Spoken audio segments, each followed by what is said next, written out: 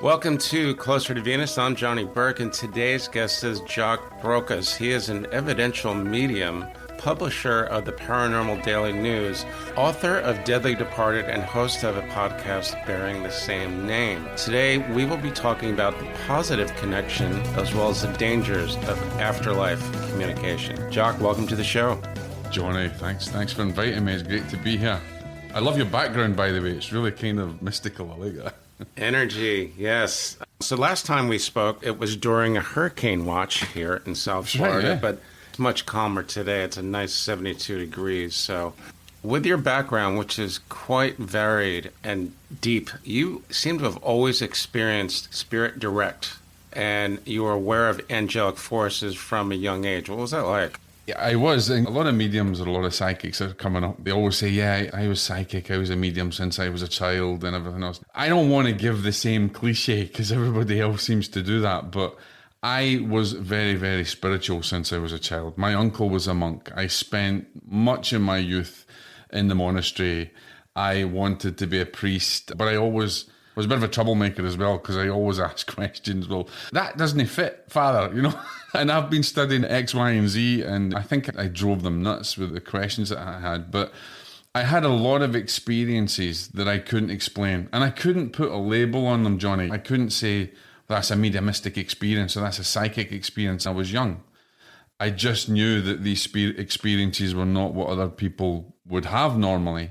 So until later on in life, when I could actually study it or put a label on them, I just thought it was part of my kind of spiritual connection and things. But I remember when I tried to speak to different priests and nuns and things about the experiences that I was having, it was like, oh, keep away, the devil will try and get you. At one point, I had a mini exorcism done over me. And this was later on in life. I promised my mother that I would go down to the monastery and see the rector there, and he did a little mini blessing exorcism over me, and I was really crapping myself because I didn't know if it was actually going to work or not. So yeah, I always had those experiences. I always knew there was divine presence there, and I saw spirit. I remember a time back in the monastery when I remember seeing an old monk, an old priest from when I was up in the attics, and I mentioned it the next day. And they were like, no, show me a picture of them. And it turns out that person had actually passed in 1700s or something, or the 1800s. And I didn't know at the time. Then I had the big lectures about what's good and what's bad. And I couldn't understand it because I was like, well, I'm in a holy place. Why would there be something bad coming into a holy place? Again, my questioning, probably. I always had a spiritual drive since I was young, and I can't put a finger on why. I just had that spiritual drive. I just always was like that. I used to set up altars and God knows everything else in my room and go and pray. And when people were out playing football and going down the woods fishing and things like that, I was praying and studying. At a young age, it's interesting what you said about mediums. Many of them do say they were able to see and sense spirits at usually a very young age, 5 or 6 years old, maybe up until about 9 or 10, and then they try to become young adults, and either they are told to repress it or they have the urge themselves that this is not proper, so I'm not going to really even acknowledge it. Now, the spirit that you saw in the rectory, that was energy, or was it an earthbound spirit, or did you have no idea? I don't think it was a residual energy. I actually think it was a visitation. It may have been orchestrated to actually wake me up a bit more when I was younger. That's from thinking in hindsight. There is a belief that would say that that's probably residual energy playing its part and passing over. But for me, thinking back, I do believe that would be more a visitation than anything else. Excellent. Because if it was residual energy, it wouldn't be able to intellectually recognize or communicate in any sort of way. But I remember when that happened, there was an intellectual connection because the spirit seen me, smiled, and then went on.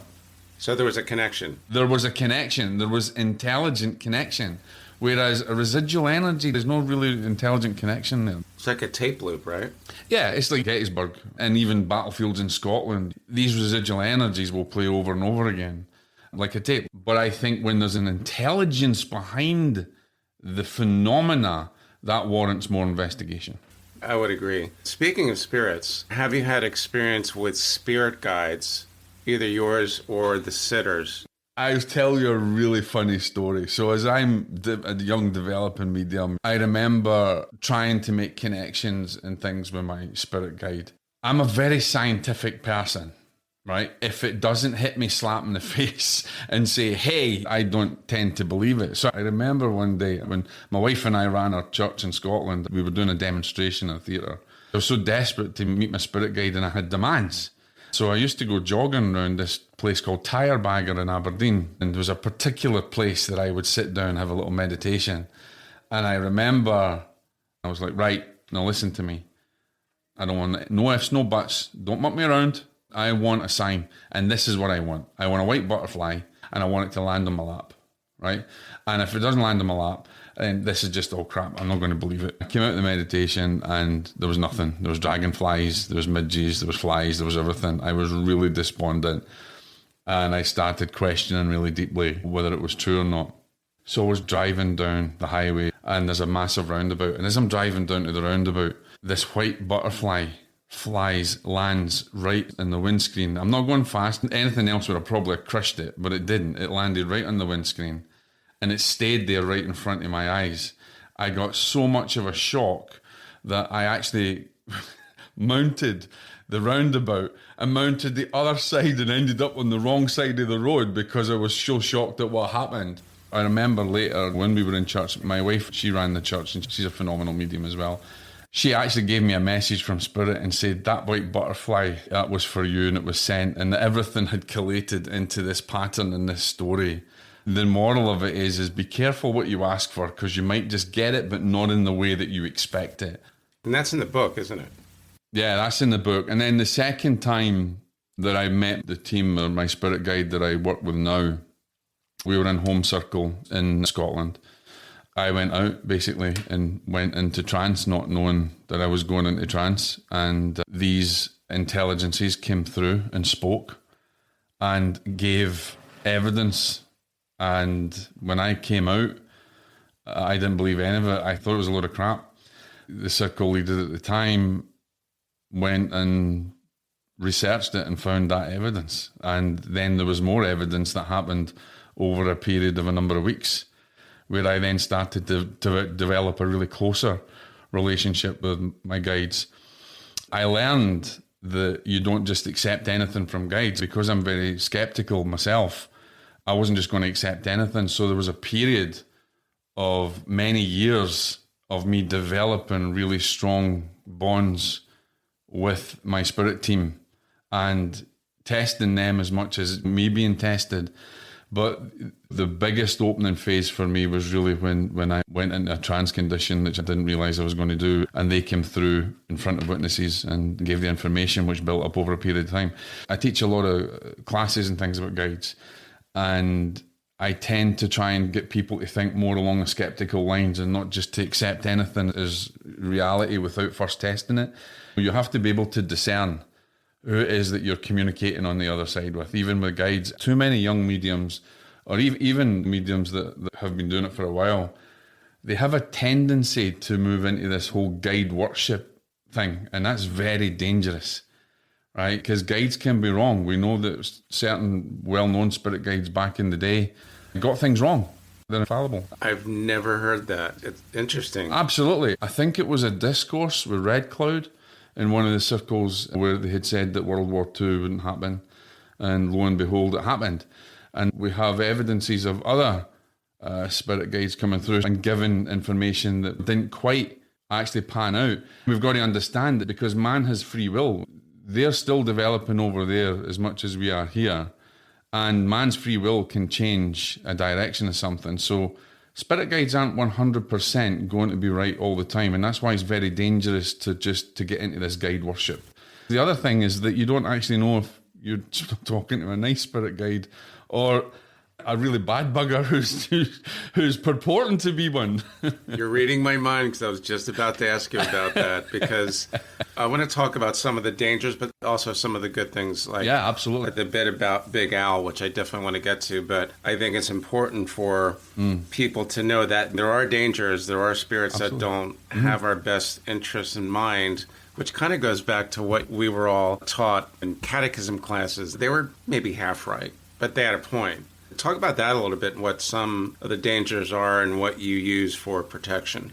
Let's talk about the protection first of all. In my book, Deadly Departed, I talk about don't run about with woo-woo sticks. Don't run about with crystals here that are going to protect you from potential negative intelligences. That ain't going to happen. And don't run about with sage incense and think that you're going to thwart a demon. And it's just not going to happen, because they're thousands and thousands and thousands of years more intelligent than you. That's about cleansing energy and purifying energy. And yes, when a vibration is higher, it's not going to attract as much. But we also got to remember that there's a karmic law and there's a law of balance. There's cause and effect. If the wave created karma, we now have duality. So we have good and we have evil. The reality is that we only know health because we know ill health. We only know light because we know dark. You can't just think that everything in the spirit world is rosy and that everything is going to be clouds and golden harps. And it just doesn't happen like that. Are evil intelligences that exist. And yes, there's many even grounded spirits that will act in maybe a malevolent way. But as much as there are so much beauty and so much love, we only understand love, Johnny, because we know what hate is. Everybody thinks divine law is all about the law of love is what operates the universe. That's a sub-law, because every one of those laws have to work in relationship and in harmony to other divine laws, right? Reciprocation, responsibility, the law of love, the law of forgiveness. These are all sub-laws that man has had an idea of, maybe coming from different scriptures or Buddhist philosophy, Catholicism. But if we understand what is the main divine law that exists in the whole of the universe, there is only one, and that's the law of balance and harmony. Because if we have balance and harmony, it means that there's actual perfect stillness, there's resonance. And in that perfect stillness, there's no duality. There's no need to understand love and hate. It doesn't exist. When we have duality, it goes to show that we have two polar opposites. So everything is not perfect love on the spirit world. There is polar opposites. They're still governed by divine law. A demon is still governed by divine law, or a malevolent intelligence. That was an aha moment for me when I read about that. I have it written down. All evil is controlled by divine law. And I've never heard that. And here's another quote. Exorcisms are not driving out evil, but commanding the entities under spiritual authority and binding them into oath. Yes, that's true. You don't follow any dogma or any man-made religion, but you often phrase everything in a religious context. Is that to make it easier for us to understand? I would say, yeah, like I said in the book, I was brought up Catholic, right? I went to study the priesthood and went to seminary, and I spent most of my youth in the monastery. Although I've had a lot of opportunity to be with Buddhists, I've prayed in Muslim mosques, I've prayed in synagogues, I've done the whole gamut.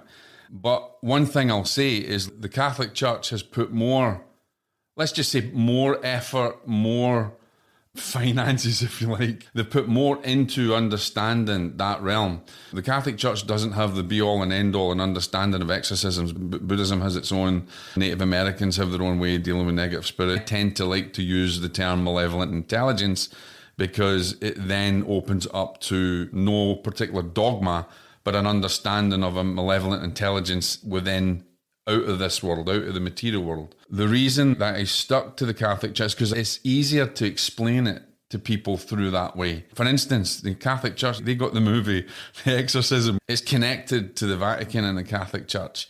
And so the Catholic Church understands it probably at a deeper level because of the amount of resources and study and what they've done over the years. So I think it's a good platform to be able to teach it for people to understand it better. So in other words, you don't have to really be religious to understand and acknowledge the divine, which brings me to the next question, since we are talking about the divine, Jesus Christ. Do you believe in him as well as the other ascended masters like Buddha? The reason I bring that up is because many of the people that come onto the show as speakers will say, I'm not religious, but I believe in, Yogananda, I believe in Jesus Christ, I believe in Buddha, and I think Gandhi was on another level, and so on. Let me change it. Let me say I don't believe in any of them, right? And I'm going to shock you. I'm going to say I know them. Because if I say I believe in them, it implies that I'm believing in another's perception. it implies that I may not have I don't live an experiential existence and have no experience of them. So if I say believe, someone says, you must believe in Jesus, you must believe in Buddha. Let's look at the Dharma. I know they existed and I know they have divinity within them.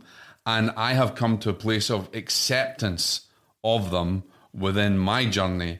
So yes, I accept Jesus. Yes, I accept the Buddha. And the same way as I create a divine connection with whomever I connect with or I feel that I resonate with. So I won't jump in and say I believe in them. I'll say I know them. Have you had any contact with those type of beings? There's a lot of mediums that will say they channel Jesus and they channel Mary and they channel Buddha. I will say no. I'm going to be honest because I'm very skeptical and very scientific. Why would Jesus just come and talk to me when there's a lot more? And people might say, well, he was a carpenter and he can just choose a normal person. But I believe that if I'm holding a flower in my hand or I'm seeing a child, talking to Jesus and I'm talking to the divine, do I need to put a label and an attachment to that experience? No. So I will say that, no, I haven't had direct experience of them communicating with me and having visions of them. Yes, I've seen in my meditations these beings. I've had interventions in my own life that has saved my life from divine beings and my wife. I had a near-death experience that I don't write a book about, and it was through a car crash, and I don't shout about that either. What I'll say is that the divine is in everyone, and the divine is in everything. And the Holy Spirit animates every single living force, animates every thought, animates everything that's in this planet, animates every aspect of your being. It is the same divine force that flows through you. So in that respect, I've met all of them and every one of them because I'm connected to all of them and every one of them. Let's talk about angels. Speaking of the divine, I think this is a prayer. Through Archangel Michael, I ask for protection and guidance in my daily life. There's probably several others, so you obviously believe in angels as well. Yeah. And my wife is pretty much more of the expert on angels than I am. But I do believe in angels. But at the same time, we think that angels are connected to Christianity. We think that angels are connected to religion, but they're not. They're beings of light, and they're connected to all things, right? We recognize a hierarchy of angelic powers through ancient writings in the Book of Raziel, from Dionysus, and the understanding how the breakdown is. And that gives us an element of understanding. The way we can talk about the choirs, principalities, thrones, guardian angels, whatever it is. But for me, an angelic being is a being of light, a being that's animated direct from the divine. And yes, while I would say prayers to Archangel Michael, because I know the history of that prayer and the consciousness that goes with it, but it doesn't necessarily mean that a Native American's prayer is any less powerful or that a Buddhist prayer is any less powerful. I think also in the belief in angels and the angelic forces, it gives us comfort to know that there's angelic forces there that looks after us. But again, there's good angels and there's bad angels. So we've still got polar opposites here. Because if we look at history or we look at some of the ancient texts and things, we can talk about the split in heaven, and we even have polarity in that aspect as well. So angels are not to be worshipped. They're in servitude to the divine and to serve a job they've been given to serve man. So yeah, I do believe in angels, but I believe there's good and there's bad. Is it enough for us common folk just to basically stay out of trouble? Is it enough to ask them, my guides, angels of the highest vibration, or however you want to phrase that, please watch over me, keep me in the light, keep me away from the dark? Is that enough, or is it not really focused enough? It's not focused enough. See, everything is made of vibration. If we go down to science, we understand that certain atoms and certain molecules have a particular trajectory and they move on that, but once it becomes a wave, the wave is a vibration that has no particular location or trajectory. You need to understand that your voice, your thought, every part of your being is part of that vibration. Most people, when they say a prayer, even to Archangel Michael or any prayers, they say prayers through rote. So that it's in their mind, they've learned it and they put it out and they think that just the words are enough. It's the same way in a development circle, and I wrote about this in the book. In a development circle, they talk about just say a prayer before we start the circle. Now, you don't know where everybody's vibrating at. Everybody vibrates differently. Someone could have a really negative vibration that day. You might have a negative vibration that day. You may be attracting negative energy. It doesn't necessarily mean that the words that you say are going to protect you. If you're really going to pray for protection and guidance, then learn to pray. In order to learn to pray, you need to learn to discern as well. And that means bringing all of your being and all of your focus into your prayer. When people ask me for prayers, I write prayers for people all over the world. So people write to me and they say, can I have a prayer for something? And I take time, I go into meditation or I pray. If I forget to pray for someone and I lie in bed at night, I know my prayer is not as powerful. In order for me to pray, I have to have my routine. I have to have where I normally pray. Sometimes I'll sit outside and I'll look at the stars, or I'll connect with nature in some way, and I'm really focused in my prayer. I bring in visualization, I bring in my words, I bring in the feeling, I bring in the whole concept. And that's when I've taught people, if you're having a development circle, it ain't just about just saying a prayer. Some people believe they're so spiritual and they're so advanced that they're better than everyone else, and yet their vibration tells a completely different story. So I always say, develop the self, but develop the spirit through your vibration. Got to get connected, in other words. Get connected. So I wrote a little parable a wee while ago about practice, and it was about a knight, and he was practicing, and this old man was watching him. And as he was practicing with his sword to cut, he just couldn't cut straight through his training. He just couldn't do it. And the old man says to him, what are you doing? He says, I'm practicing. He says, but what are you doing? Are you practicing the skill, or are you practicing to become one? We can practice thinking we're practicing a skill, but unless we can really make our practice one, it remains outside of us. We need to become one with the spirit. We need to understand there is no distance. There's no disconnect. The same animating force runs through us, runs through everything. It's not just about, I'm just going to connect to the other side. I need to feel that I am at one with the other side. I need to feel that I'm at one with the Holy Spirit. I need to feel that which is running through me is animated every part of life. I'm at one. And that's how we change it. That's how we then become more powerful in our spiritual development or our spiritual authority. That kind of preparation, I think it's important for all of us, but it's especially important for mediums before they go into their practice, because there's all kinds of things that can come through. Is that true? Absolutely. That's what I thought. This reminded me of something, since we're talking about the other side. Your dad, Big Al, he's passed on now. And this is from the book, Training to Help Grounded Spirits Cross Over to the Light. How did you discover that? I never had a great connection with my father. We fell out before he passed. I suffered quite a bit through my grief. I was ashamed and guilty because of the way that we separated. But I'll never forget, he was probably the catalyst to this journey, because many years ago when I was really bad and really suffering, my dad appeared to me in my apartment in Scotland, and he appeared to me objectively like I'm seeing you. And there was no big hoo-ha, there was no big wisdom or big revelation. He just appeared momentarily and smiled when I was at a lowest point. That made a connection, and it also frightened, pardon my French, frightened the living out of me. I then had to go and seek counsel. I went to what I called the spooky church down the road. They kind of expected me. I was welcomed in there. That was when things really started to open up for me. As I was developing, I started to get more and more communication. I had a lot of communication from other mediums, from my father. I'll never forget, I was on the club one night and my friend Alison says, I'm going to go to this woman, Rachel Frash. She's a psychic and she's way out somewhere, and I can't remember the name of the place. It was out in Scotland.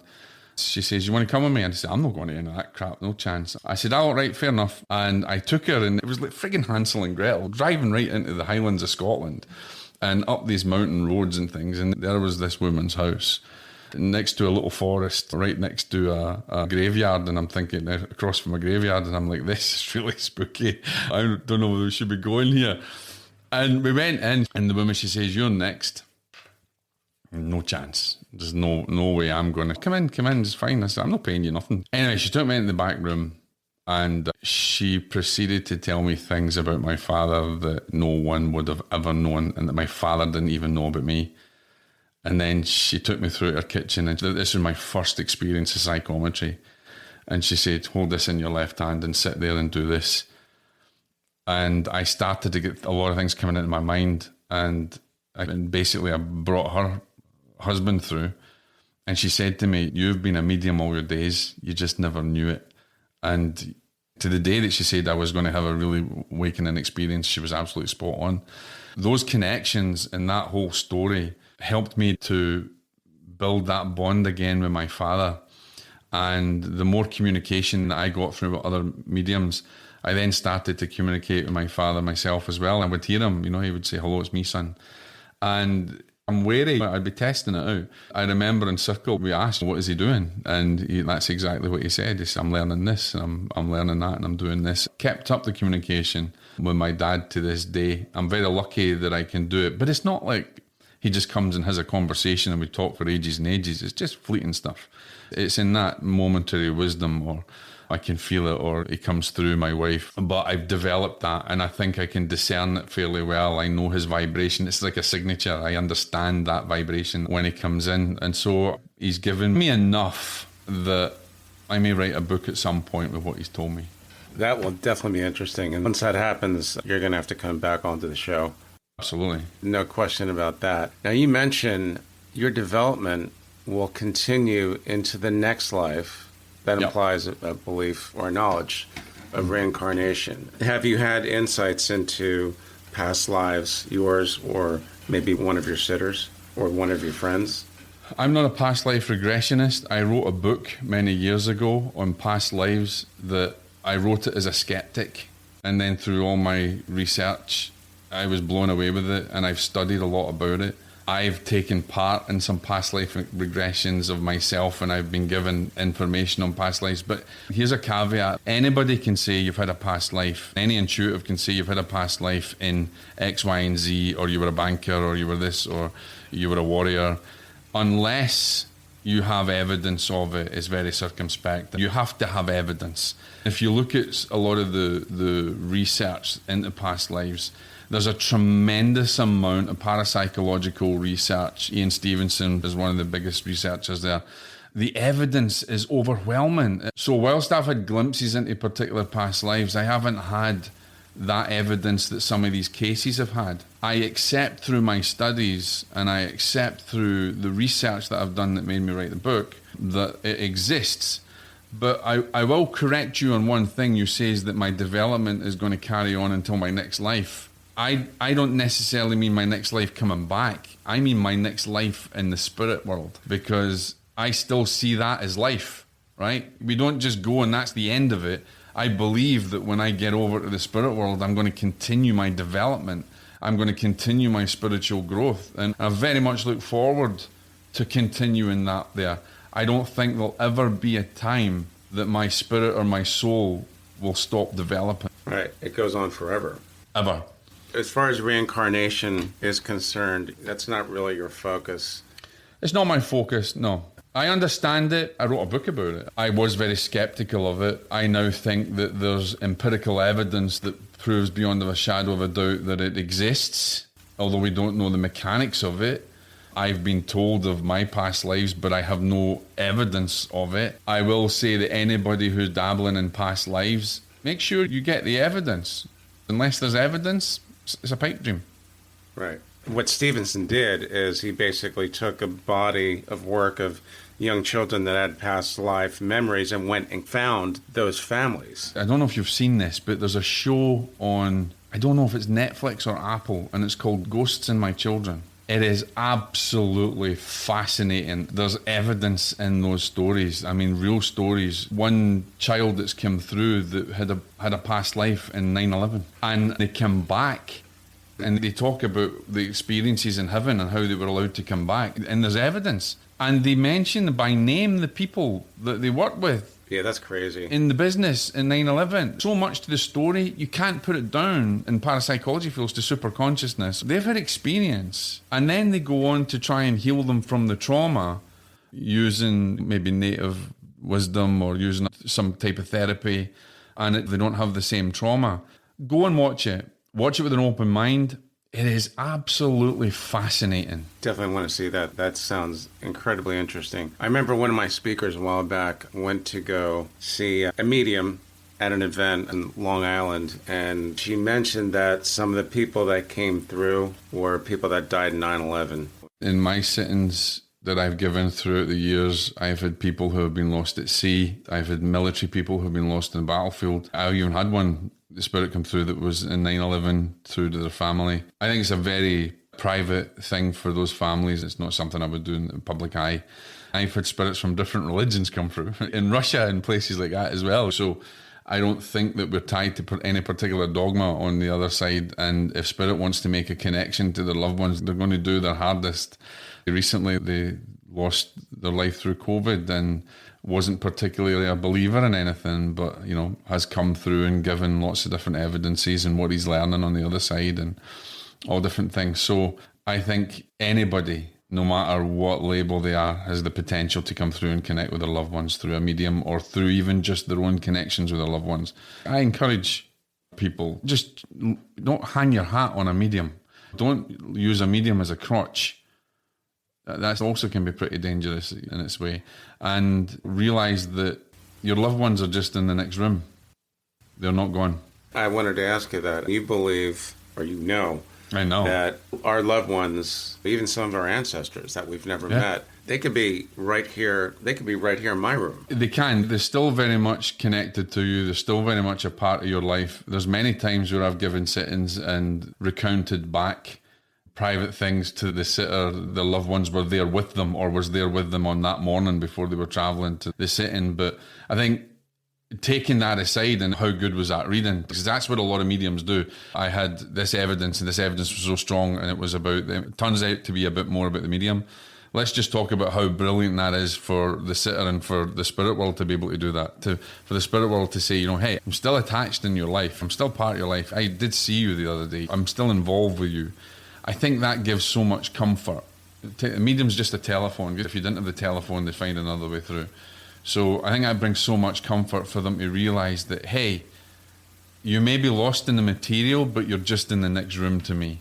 And I know that I'm still connected with you. And the very fact that you're around me and giving me evidence that you're around me, I think that's phenomenal. What's the most important thing that Spirit wants us to know?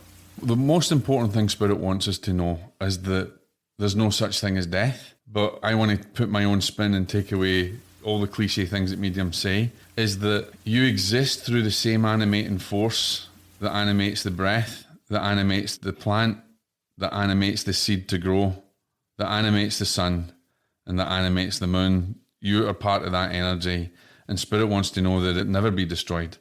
And so when you know that, it kind of empowers you, and realize that that energy of your loved ones on the other side exists in you, and you in them, and you can never be parted. I think the conclusion there is separation is an illusion. Yes, absolutely. Separation is definitely an illusion. And, you know, Paramahansa Yogananda would say this world is an illusion, an illusionary world. We're here to experience life, experience earth, here to develop our soul through the experiences that we have. When we understand that even our daily lives are living an illusion, that it's the animating force that animates everything. Everything is experienced on the inside. If I said to someone, where is the mind? Instantly, they go to the head and they'll say the mind's up here. But if I really say, well, where is the mind? And I point to a tree, the mind's everything. The mind is the psychological building blocks of reality. So the mind is everywhere. It exists everywhere and nowhere. And nowhere, okay. Right? So the reality is we instantly think the mind is in my head, but I'm part of this mind, this great animating force. The mind is everywhere and nowhere. It's everywhere, yeah. Wow. The whole separation thing, I think a lot of people really have a hard time getting their head around that, but it's very good to keep hearing that. Even in the most basic sense, we are not separated. We're not separated from our loved ones. And remember this, Johnny, and for the readers that are out there, we think that when we lose our loved ones that time passes. The time only passes for us. Time is linear in this existence. In the spirit world, in the spirit realm, there is no time. So when you cross, they haven't missed you because it's only been that moment or that fraction. You've always been together. You've always been connected. And there has never been the distance or time that separates you. It's only in your own mind that you create the illusion of time being a distance in this reality. And the reality is there's none. So when you cross over and you meet your loved ones, it'll be just like you just went into the next room and you never lost any time. A very comforting thought.